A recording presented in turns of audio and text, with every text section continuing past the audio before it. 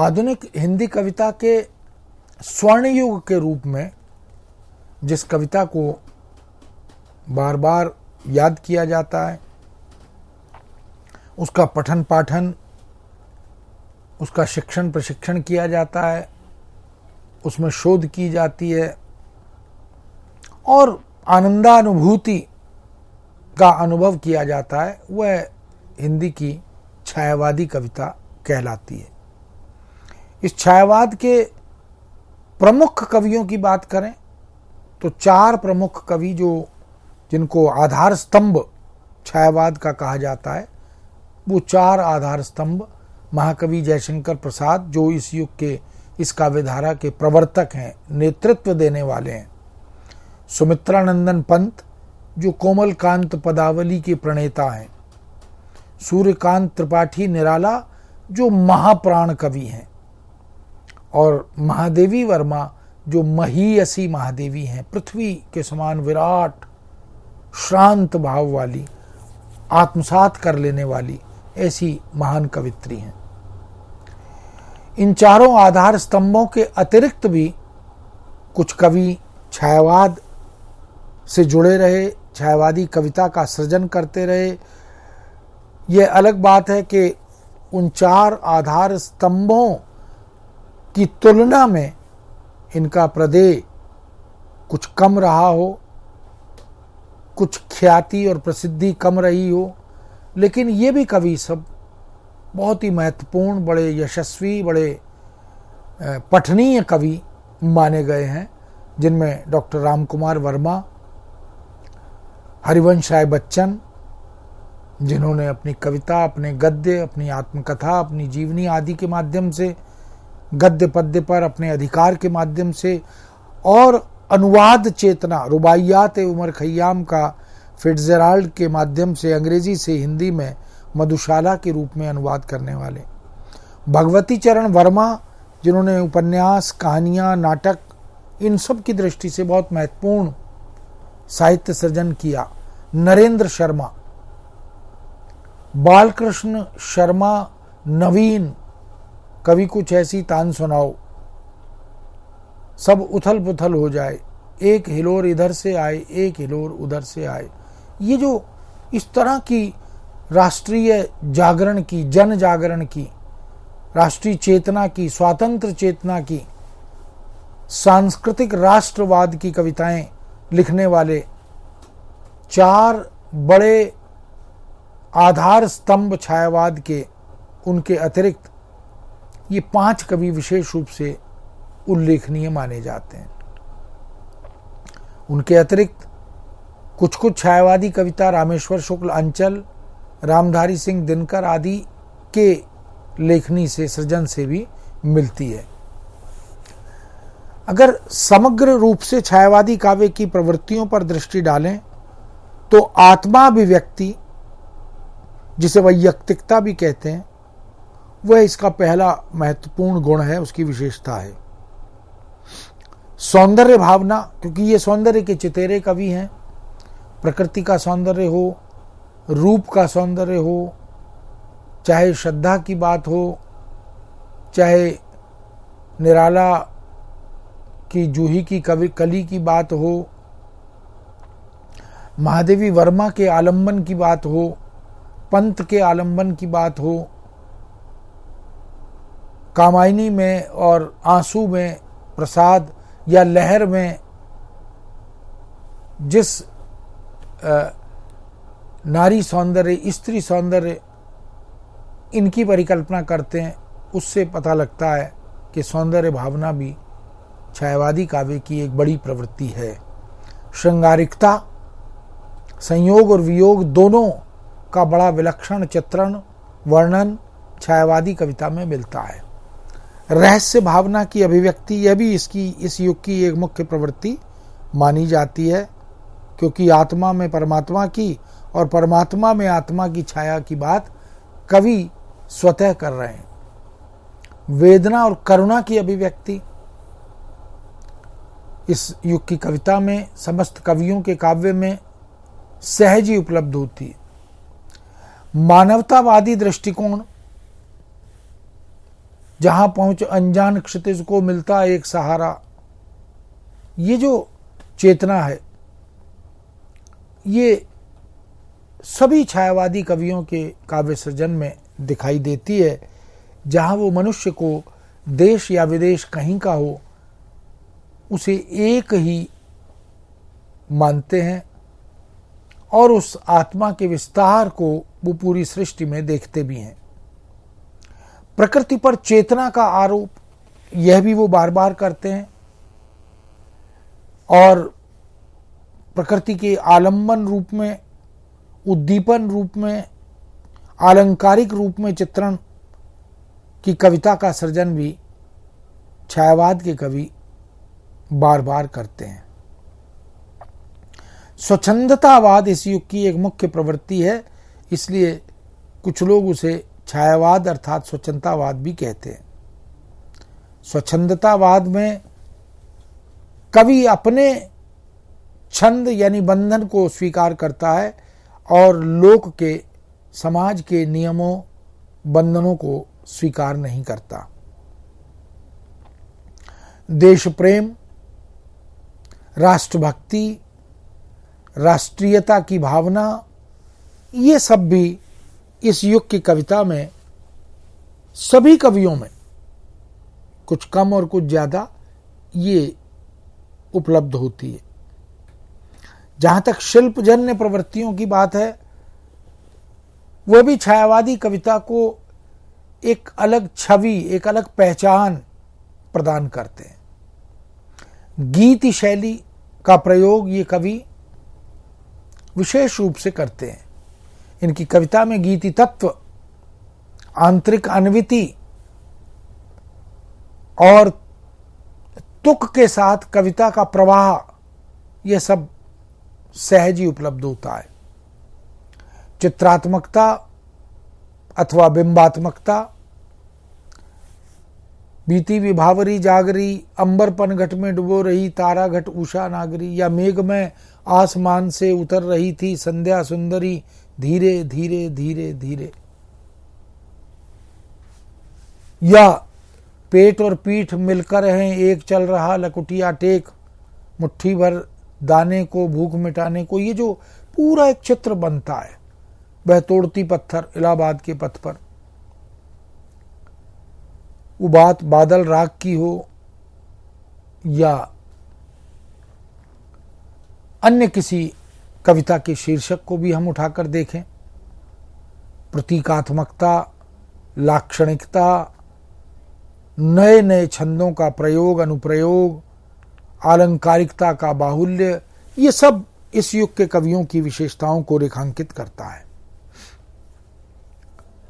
सर्वप्रथम हम देखें आत्माभिव्यक्ति या वैयक्तिकता के गुण को या प्रवृत्ति को, तो छायावादी कविता में कवियों ने अपनी अहम भावना का प्रकाशन किया, उसे उद्घाटित किया, इसमें कोई संशय नहीं।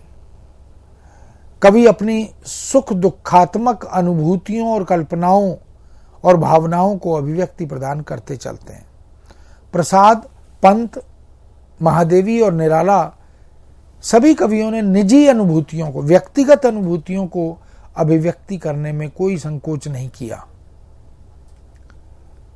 एक तरह से शास्त्र के विरुद्ध खड़े होकर, क्योंकि शास्त्र निजी अनुभूतियों को कविता की वस्तु बनाने से रोकता है, किंतु ये शास्त्र के विरुद्ध खड़े हुए और स्वच्छंद वृत्ति को आत्मसात करते हुए उन्होंने अपनी व्यक्तिगत अनुभूतियों को कविता के माध्यम से अभिव्यक्त किया और उसे सार्वजनिक बनाने का साहस किया।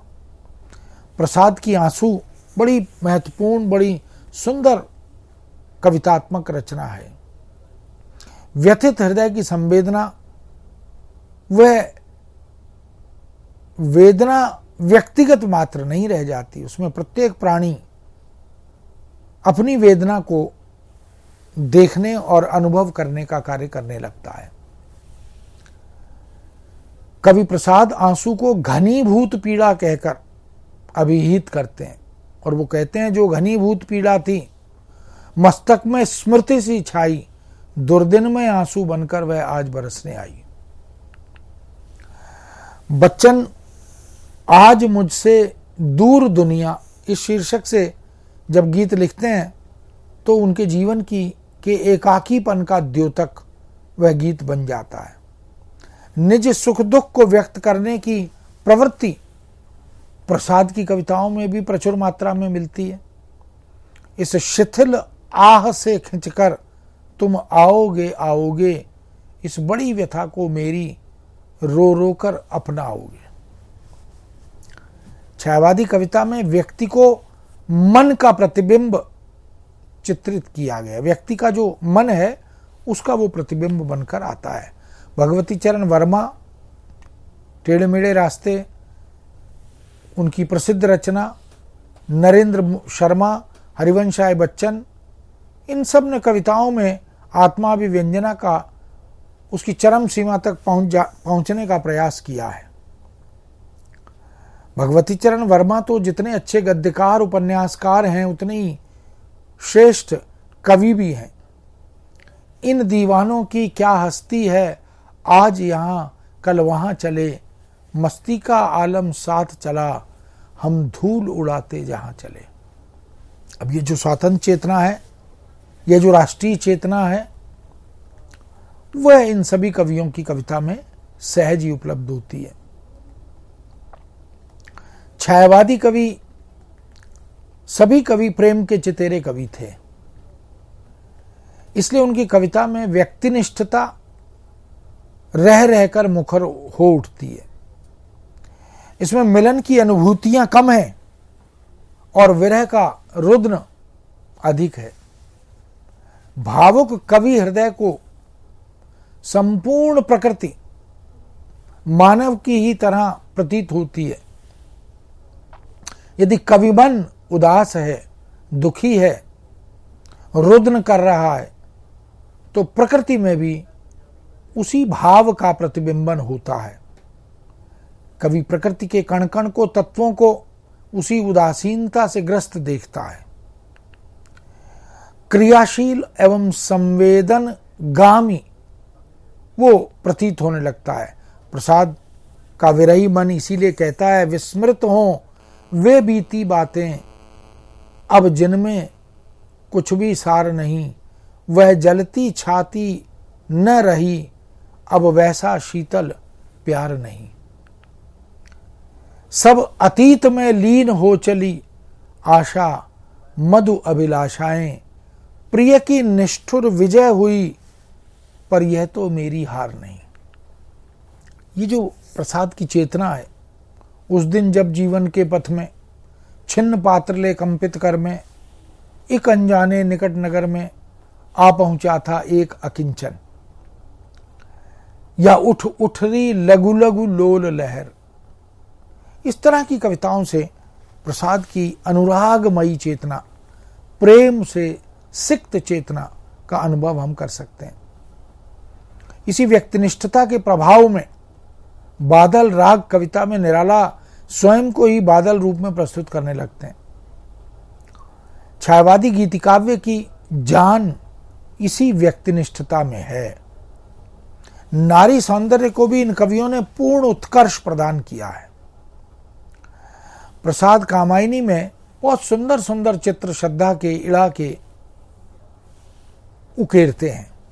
नील परिधान बीच सुकुमार, खुल रहा मृदुल अधकुला अंग, खिला हो ज्यों बिजली का फूल, मेघ बन बीच गुलाबी रंग। वर्ण चेतना, जो रंगों की योजना है, कैसे कामायनी की नायिका श्रद्धा नील परिधान के बीच में सौकुमार्य से युक्त सौंदर्य की साक्षात प्रतिमा प्रतीत होती है, और उसमें नीली साड़ी में मृदुल अधखुला अंग, खुला अंग नहीं कहा, अधखुला अंग, खिला हो ज्यों बिजली का फूल। जैसे बादलों में बिजली कौंध जाती है, नीले बादलों में बिजली की द्युति चमक कैसे विकीर्ण हो जाती है, ऐसे मेघों के, मेघ रूपी बनों के बीच में गुलाबी रंग सी यह नायिका श्रद्धा कवि उसका चित्र उकेरते हैं। इसलिए कामायनी की यह जो सौंदर्य चेतना है यह विलक्षण है। छायावादी कविता में सूक्ष्म सौंदर्य की प्रतिष्ठा बड़े व्यापक रूप में की जाती है। इस काव्य में नारी सौंदर्य, पुरुष सौंदर्य, प्रकृति सौंदर्य, इन तमाम, और कवि मन का सौंदर्य, इन सभी की अभिव्यक्ति एक नैसर्गिकता के साथ, एक सूक्ष्म पर्यवेक्षण परक दृष्टि के साथ प्रकट होती है। कवि को कहीं तो मेघमय आसमान से उतर रही थी संध्या सुंदरी धीरे धीरे जैसी अनुभूति का बोध होता है, तो कहीं उसे रजनी अपने तारों रूपी गजरे बेचने वाली बालिका की तरह प्रतीत होती है। कहीं कहीं अंबरपन घट में डुबो रही तारा घट उषा नागरी जैसा बोध कवि को होता है। छायावादी कवि प्रकृतिवादी चेतना से ग्रस्त थे। प्रकृति के कण कण में उन्हें सौंदर्य दिखाई देता है। वह उस अनुपम हृदय विमुग्ध करने वाले सौंदर्य पर न्योछावर हो जाते हैं, उस पर अभिभूत हो जाते हैं। मानवीय सौंदर्य की छायावादी कविता कवि को मोह लेती है। इन कवियों की यह सौंदर्यमयी निष्पाप निष्कलुष कविता निश्चित ही अनुपम देन है।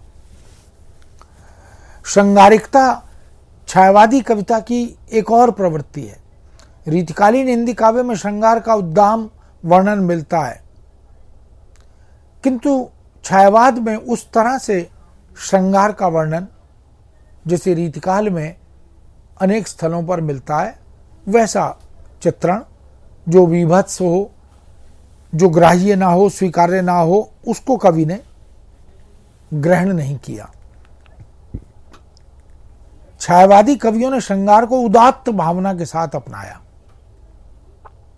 उसका वर्णन किया। उनकी श्रृंगार भावना सूक्ष्म और मानसिक चेतना तक सीमित रह जाती है। उसमें अश्लीलता या स्थूलता के दर्शन नहीं होते।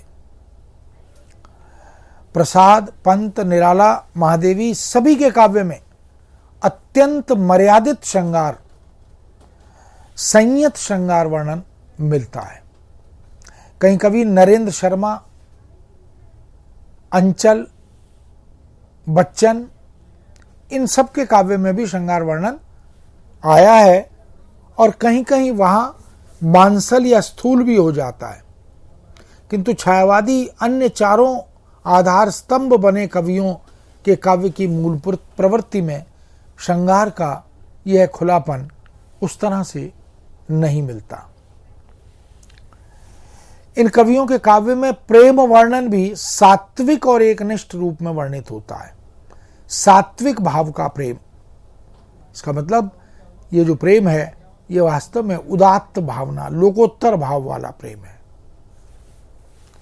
श्रद्धा का मनु के प्रति समर्पण हो या पंत की कविता में वर्णित प्रेम का पूजा में परिणत होना हो, सभी स्थलों पर मर्यादा का अनुपालन कवियों ने, छायावादी कवियों ने विशेष रूप से किया है। रहस्य भावना की अभिव्यक्ति एक और प्रवृत्ति के रूप में हमारे सामने आती है, और छायावादी कवियों ने जीवन एवं जगत को रहस्यमयी दृष्टि से ही देखा है। वे अज्ञात नियामक सत्ता को प्रकृति के कण कण में देखते, निहारते और आनंदित होते हैं। उस संपूर्ण विश्व की नियामक शक्ति के प्रति इन कवियों का आकर्षण और जिज्ञासा सदा सर्वदा बनी रही। प्रसाद ने तो कहा भी, हे विराट, हे विश्वदेव, तुम कुछ हो ऐसा होता भान, मंद गंभीर धीर स्वर संयुत यही कर रहा सागर गान। तो वो जो अदृश्य शक्ति है, वो जो ईश्वर है, वो जो नियंता है, वो जो विश्वदेव है, वो कुछ तो है। उसके करने से ही ये जो दुनिया चल रही है, इसकी गति बनी हुई है, ये सब उसी के देखने सोचने का सुपरिणाम है। पंत भी प्रकृति वैभव में इसी अलौकिक शक्ति का अनुभव करते हैं और इसे खोजते हुए दिखाई देते हैं। विश्व की पलकों पर सुकुमार विचरते हैं जब स्वप्न अजान, न जाने नक्षत्रों में कौन निमंत्रण देता मुझको मौन। बहुत ही सुंदर ढंग से कवि ने चित्रित किया कि वो अदृश्य शक्ति मौन निमंत्रण किस रूप में देती है। महादेवी वर्मा को भी संपूर्ण सुंदर सृष्टि के चित्रकार को उसके रहस्य को जानने की इच्छा, उत्कट इच्छा प्रकट होती है। इसलिए उनकी जिज्ञासा के रूप में प्रकट होते हुए वो कहती हैं, कनक से दिन मोती सी रात, सुनहली सांझ गुलाबी प्रात, मिटाता रहता रंगत बारंबार, कौन जग का वह चित्राधार। प्रसाद अपनी संपूर्ण कविता में आनंदवाद की प्रतिष्ठा करते हैं तो महादेवी वर्मा सर्वात्मवाद की स्थापना करती हैं। ये सभी कवि संपूर्ण जड़ चेतन में उसी अदृश्य की सत्ता का अनुभव करते प्रतीत होते हैं। जंगल के व्यक्त सौंदर्य में अव्यक्त सत्ता का यह दर्शन अनेक भारतीय दर्शनों की व्यापकता को उद्घाटित करता है। मध्यकाल में अद्वैतवाद, वेदांत दर्शन, शैव मत, शाक्त मत, इन सब का, वैष्णव मत, इन सब का समर्थन, प्रचलन, बाहुल्य और प्रतिभिज्ञ दर्शन इन कवियों को प्रभावित करता है। तो छायावादी कवियों ने मध्यकाल के दर्शन, दार्शनिक विचार परंपरा को आत्मसात किया। संस्कृत के वेदांत दर्शन को, शैव मत को, अद्वैत मत को, इन सब को प्रेरक मानते हुए उनका सम्मान किया। महर्षि अरविंद, महात्मा गांधी, विवेकानंद, न जाने ऐसे कितने चिंतकों, विचारकों की दार्शनिक चेतना भी इस नई कविता में, आधुनिक कविता में, छायावाद और उसके बाद की कविता में विशेष रूप से प्रकट होती है। इनमें से बहुत से समाज सुधारकों, संतों, साधुओं पर स्वतंत्र रूप से ग्रंथ भी कविता के, गद्य के लिखे गए और लिखे जा रहे हैं। आत्मा और परमात्मा की तात्विक एकता के दर्शन से व्यक्ति और समाज की एकता के रूप में वो उसे देखते हैं। प्रसाद अनायास यह लिखते भी हैं, हे अनंत रमणीय कौन तुम, यह मैं कैसे कह सकता। हे अनंत रमणीय कौन तुम, यह मैं कैसे कह सकता। कैसे हो, क्या हो इसका, तो भर विचार न रह सकता। ये भार विचार न सह सकता, इस भार को नहीं सह सकते। महादेवी वर्मा की रहस्य भावना में 4 चरण मिलते हैं। पहला, अलौकिक सत्ता के प्रति आकर्षण।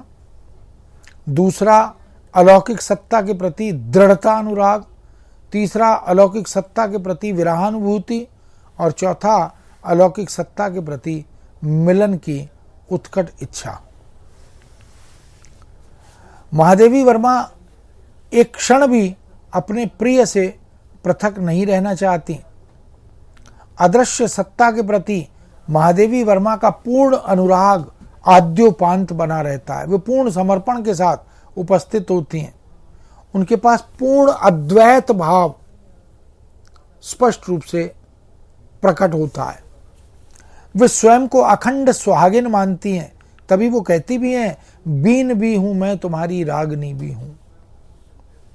ये अद्वैतवादी चेतना, बीन भी हूं मैं तुम्हारी रागनी भी हूं, नाश भी हूं मैं अनंत विकास का क्रम भी, त्याग का दिन भी चरम आसक्ति का उत्तम भी, तार भी आघात भी झनकार की गति भी, पात्र भी मधु भी मधुर विस्मृति भी, और अधर भी हूं स्मित की चांदनी भी हूं।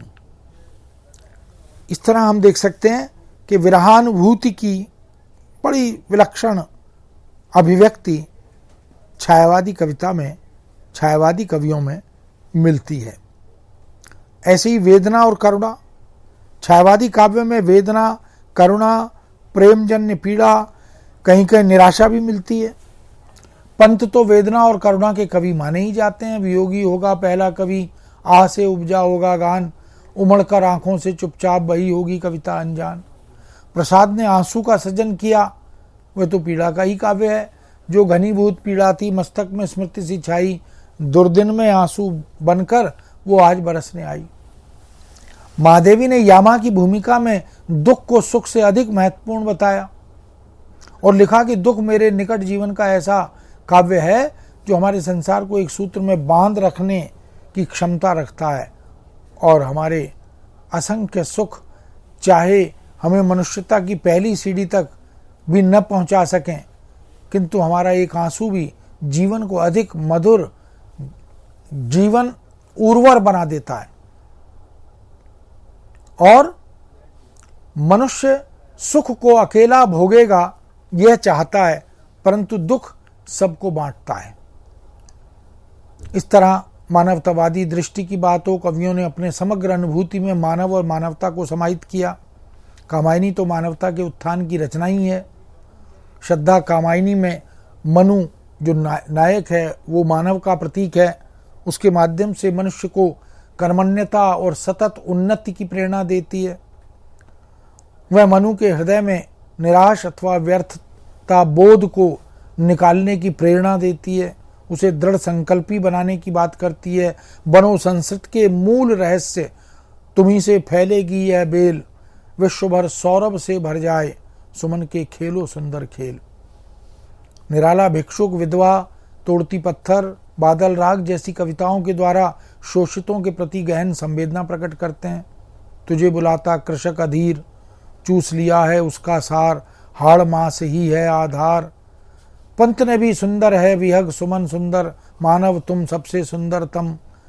और प्रसाद ने तो नारी तुम केवल श्रद्धा हो। ऐसी अनेक कविताएं मानवता की स्थापना, विश्व बंधुत्व का संदेश, औरों को हंसते देखो मनु, हंसो और सुख पाओ, और क्या यह तुम सुनते नहीं विधाता का मंगल वरदान, शक्तिशाली हो विजयी बनो, विश्व में गूंज रहा जयगान।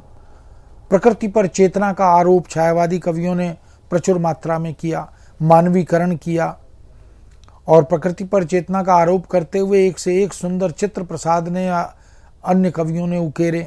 सिंधु सेज पर धरा वधु जब तनिक संकुचित बैठी जी, प्रलय निशा की हलचल स्मृति में मान किए यूं ऐठी सी। इसी तरह तमाम प्रवृत्तियों को, विशेषताओं को हम छायावादी कवियों द्वारा उकेरे गए काव्य के रूप में देख सकते हैं। तो मित्रों, कह सकते हैं कि कवि की समस्त मनोकामनाएं उस मधुर अंचल में खेलने लगती हैं, प्रकृति के प्रति आकर्षण बढ़ने लगता है, स्वच्छंदतावादी चेतना का प्राबल्य स्पष्ट दिखाई देने लगता है, और ऐतिहासिकता और पौराणिकता के साथ साथ सामाजिक तीव्रतात्मकता को भी आधुनिक जीवन से कवि संबद्ध करके कविता में पिरोने लगता है, और स्वच्छंदतावाद नवीनता और आधुनिकता को समाहित करते हुए दिखाई देता है।